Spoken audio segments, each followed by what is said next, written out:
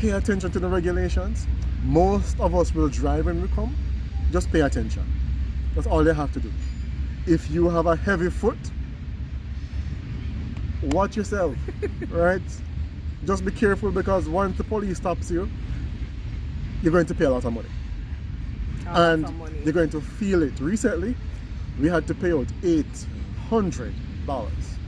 Painful. Painful, because right now I want a coach shoe for $200 I cannot buy. Whatever your plans are, and you have to just take up $800. Guess what? We look on the bright side. God blessed us with the savings, so we had the money to pay the tickets and pay for the impounding. Look on the bright side, right? Yeah. But you can avoid these things. You can. You can avoid these things, so please, as best as possible, pay attention to the regulations. If you have a husband like mine, let him drive all the time. And avoid any pitfalls, because they're there, right? Pay attention to the regulations, and just don't follow the crowd, don't follow your friends, don't listen to people, obey the law. Yep. Okay? All right. I have on the list, adapt quickly. We just mentioned it a while ago. It's very important that you're adaptable when you get here. Everything that you know about will change. And there is a lot of unlearning to do and a lot of learning to do once you get here. Okay? To adapt quickly. Seasons, that's one of the physical adaptations. Notice that we have on sweaters because it's cooler now. It's not so hot, not so cold right now. It's right in the middle right here. But it's now autumn and the temperature drops. Okay? Summer was nice and hot, flip-flop shorts, t-shirt, but summer has ended. You see the flowers still behind us, they're fading. So autumn is gonna get a little bit colder and cold. There are 4 distinct seasons here. Okay? 4 distinct. And winter's gonna come up on us shortly.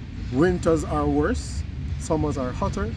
Wildfires are still going on as we speak. It's smoky right now. As you saw. Okay. So it's probably not very safe for us to be out here talking so long and inhaling all that stuff. Especially me, because I use an inhaler. Yeah, so this is real. If you go on CNN, you will see all the wildfires happening in British Columbia, in California, etc. Right? So adapt quickly. Right? Adapt to the seasons, adapt to the culture, adapt to the regulations. A lot of adaptation to do. Okay? And even while you adapt, when you come, don't come with all these set expectations. That's important. A part of adaptability. A part of being able to adapt. So don't come with all these set expectations, because then what happens is that you're not positioned to pivot when the changes come upon you, and you need to shuffle here and shuffle there and make 10 steps back here or run forward, like whatever it is that you need to do. So be flexible enough and relaxed enough that even while you're coming with expectations, they're not concrete. All right, we're gonna jump into the job market, something that is very important, because everybody, when you come to Canada, you will work. You can't escape it. You will work. So the job market, the both of us worked with Work BC, that's the employment program of BC. We were privileged to work in it, so we have intimate knowledge of how that works. Now, some of us coming to Canada have these wonderful resumes. Where we're coming from, you have a lot of experience, a lot of education, certifications, and you come with a 4-page resume, 5-page resume. Don't do that. I have dealt with some of those at Work BC. Listen, some of you are very proud of your accomplishments. I'm proud of you too, proud of myself, proud of us. But you're going to have to take some of those things off. But some of it not necessary. Like, right? You were head boy at your high school. Honestly, nobody cares. What's important is your skills and your training. Right. Employment history. Correct. Skills, training, employment history. And then even with employment history, I want to tell the employer every single thing you've done. Not necessary. Just highlight 4 or 5 very important things. Specific things. To the job that you're applying for. And sometimes a generic resume doesn't work. Sometimes, depending on the job, you have to edit that resume for each job. For each job. Right? So once you come, go to a Work BC center, or not Work BC, if you're in BC, but go to an employment services center, right, in your province or town, and or ask them. Or that's one of the services we offer. Now that one is a paid thing where we can edit your resume Yeah. for a small fee. Yeah, we edit your resume for you for $35. That's it, right? But you can go to an employment services center in your town, wherever you go, and have them edit your resume for you. We can do it for you before you come. So when you come, you don't have that problem. Okay? It's very important. There's a format to follow, all right, for Canada. And it's very important when you start applying for work that you have a nicely formatted PDF Canadian style resume. Yeah. Okay? And most jobs, 99% of them, you apply online. Okay? So create a LinkedIn profile or Indeed. Those two things. LinkedIn especially is something that is used here across Canada. I'm telling you, almost every employer in Canada, they have a LinkedIn page. I just got a job offer and I wasn't searching for a job via LinkedIn. Very important. So you can start working on that LinkedIn profile from now before you come. So when you get here, you have a nice profile. So when they go on and click, they can see everything about you. Okay? So prepare your resume, prepare your online socials, and get ready for the job market. Depending on where you go, you might not find that ideal job. Just be open to doing something until that ideal job comes. For myself, I came to Canada with an MBA, good experience. I worked at Walmart as a first job because that was what was available. Okay? Other jobs were there, but those employers wanted me to have Canadian work experience, which I didn't have. It's foolish in a sense, but I understand. Right? With experience, you can easily assimilate into that new environment. And usually retail companies don't need that because they give you on-the-job training and on the till, on the sales floor, everything. And so they don't need you to have all that experience, but they will train you. And don't be deterred when Babe says Canadian work experience, because it's not limited to that specific career path that you're interested in. Yeah. It can be anywhere. It can be McDonald's. It can be anywhere. Once you can show on your resume that you have obtained employment experience here in Canada. This is not for all, right? Some immigrants come to Canada and they land a fantastic job. My first job here was in social work. Okay, there you go. She's a social worker. And I'm a social worker. So what I'm saying is not for everyone, but it's important for you to have that in your mind, because some immigrants come here and the second week they are frustrated. They're going crazy because all they can get is a job with fast food or retail. And they didn't expect it because they heard that Canada needs people and there are many jobs in Canada, which is correct. That is true. For the most part. But prepare your mind to start somewhere. Okay, especially when your money starts running out, and it runs out fast. Very fast. Because once you get here, you're going to have to start paying rent and doing groceries and all that kind of stuff, especially if you have children. Your money will go quickly. It's very important that you prepare your mind because you may not get that ideal job. Okay? Please, just take a deep breath, prepare yourself. You might be coming out of corporate in your country, big job. Which we both were. Right? But temper your expectations. You may apply for a job and they say, hey, come, we want you today. Or you might be applying and applying and applying, and what's available are those retail jobs. And that was our exact experience, because Babe was coming from an embassy, Korean embassy in Jamaica as a research officer for the embassy, and he came here with that expectation. And that's, guys, when we talk to you, we're not just talking because we like to talk. I like to talk, but that's not why we're doing it. We're doing it because we have had the experience, or we know persons that have had the experience, and we know that they can use this information.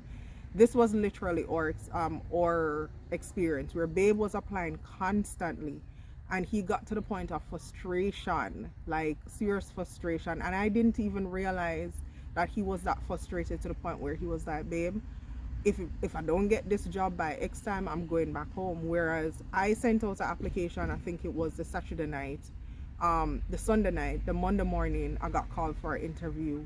I got the job offer on the spot. Like, there was no, so just when you take the information, Take the information and let it work for you, because we're not telling you something that's made up. We're telling you what has happened to us and other persons. Yeah. Yeah. So this information is for to help you prepare for change. And to mention prepare for change, I have written a book with a lot of great tips and guidelines, resources to help immigrants to prepare for that big move to Canada. It's a big step, it's a big move. And that little book that I prepared, it's called Immigrating to Canada? Question. If you're coming to Canada, prepare for change. It's on Amazon. It's newly revised. I think it's a wonderful resource. It's from experience, research, and knowledge from that I gained from working here. So go on Amazon and get that book, read it, share it, okay, and leave a review on Amazon so others can find it. Okay, this book is I spent a lot of time doing it because of my experience and the knowledge I gained. I thought it was important to share it. Immigrating to Canada, Prepare for Change. It's on Amazon. You can go on there and get it. Okay? Have we covered everything? So we're going to just end this video with mention what we spent a lot of time on the last video. Cost of living. Okay? Remember, Canada is one big country, but from province to province, the cost of living differs. Yes. Okay? Housing, I can start with that. BC and Ontario are the most expensive. Very expensive. BC and Ontario are 3 times more costly for housing than Alberta and New Brunswick, for example. 3 times or even 4 times more. I'd say 4. Okay? So be very careful. Of course, once you get here and spend a year, you will have enough knowledge and, understanding, and you will probably end up moving from where you landed. Okay, because it's just not affordable for you. Right. Okay, so prepare for that cost of living hurdle as well. Okay, and be ready, because Canada has become more expensive, especially with the war and stuff. So prepare for that. So that's housing. Rent is going up next year, 2023. The government has approved a 2.5 increase in rent. Some landlords will increase, some will not. Okay. And students will be hit hardest. Yes. So if you're coming to study, take it into consideration. just consider where you're going to be living. Okay. If you're going to Toronto to school, it's going to be a little more expensive. Prepare for that. BC, same thing. Alberta will be cheaper. New Brunswick will be cheaper, etc. Okay. Bear these things in mind. Okay, as you come. And housing is the biggest thing. Motor vehicles, it's not a big deal because you can buy a used car for $2,000, okay, and it will take you around town. If you want to go out of province or out of town, you might want to get a better car. But when you get here, look around. I recommend you do not buy a new car, and this is also discussed in the book. Okay, go get the book. It's discussed in that book. Cost of living and purchasing a car. Look at if you're in a big city, Vancouver, Toronto, Calgary, etc., you might want to use public transit when you just get here because it's very efficient, and not buy a car just yet. Right? If you live where we live, unfortunately, there's no public transit down here. You will need a car to get a car. Okay? So it depends on where you live. So those are things to take into consideration before you come. Yes. You decide on the province that you're going, identify as best as you can where you're going to live. It's encouraged that you try and find persons on social media. I know persons that have, forgive me, I'm having a little pain here and there. I encourage you to, try and network with persons via Instagram or Facebook that you can identify as international students that have also moved and live in that area, not necessarily from your country, that can help you to identify some things, right? Know the community you're going to be living in, know what the transit system is like there. All those little things will help you when you get here, and it will prepare you better.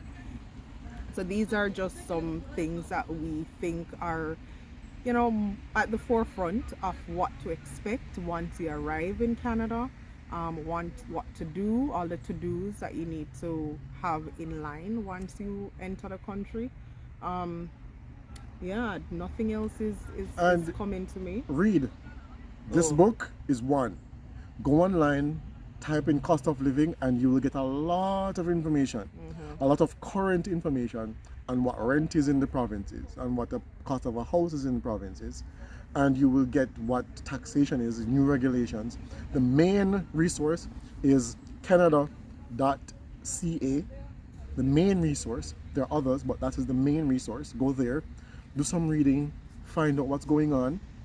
Okay, if you need help to apply for your permits or whatever application you want to make, find a registered immigration consultant. Be careful, be careful, Be careful, because careful. some of the registered ones are getting in trouble. One of Yeah. them just gone to prison. Make sure you're not approaching from desperation, but make sure you're prepared. That's why I wrote this book. Be prepared, and get everything together for your family and yourself. As much as you can know, get that information, right? And reach out in the comment section. Ask us questions. We are Keep asking happy questions, because to you guys answer them. been asking. Happy to answer them for you and Best share we can. our experience. We're okay? not experts, so take what we're saying with a grain of salt. This is from our experience or observation. Until next time. Yeah, and we're gonna show you around a little bit before. So before stick we- around. We're going to just yell to view around here. Yeah.